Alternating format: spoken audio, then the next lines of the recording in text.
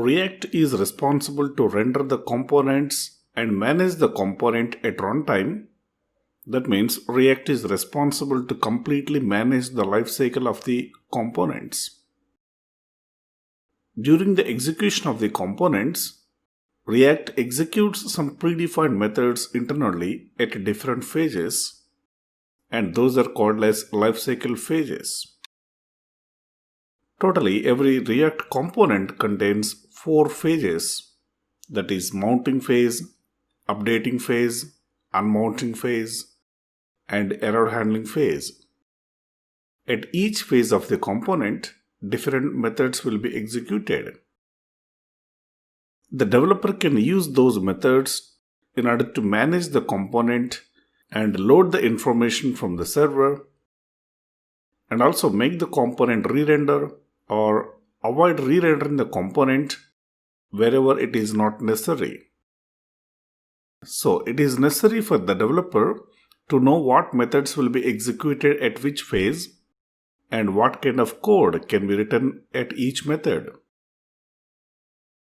The mounting phase is the phase where the instance of the component is being created and rendered for the first time into the DOM. For example, you have a component called shopping cart component. When you execute that particular shopping cart component, the shopping cart component will be mounted, that means rendered on the browser. During that process, the mounting phase will be executed. As a part of that, 3 methods will be executed of your component class, that is constructor, render, component did mount. They execute in the same order as they mentioned.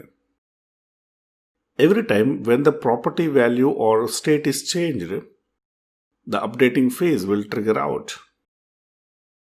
In this case, render component did update will be executed.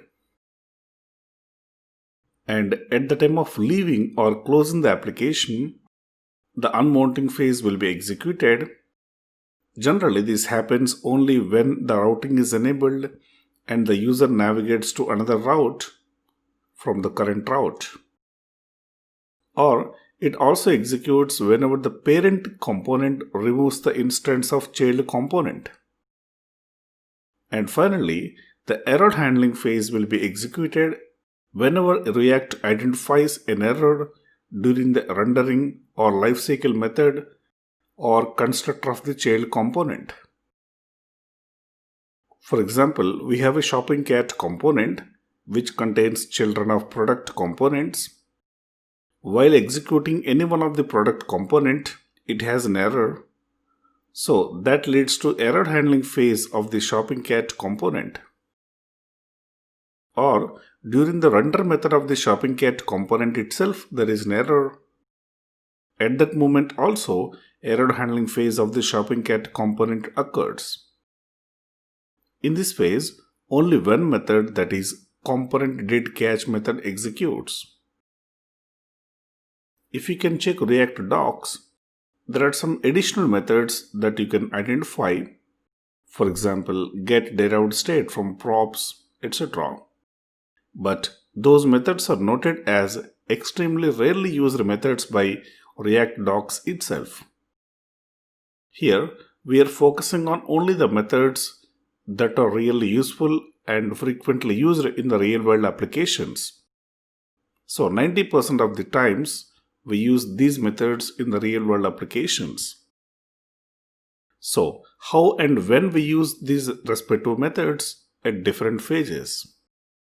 We will understand about each phase by lecture in this section.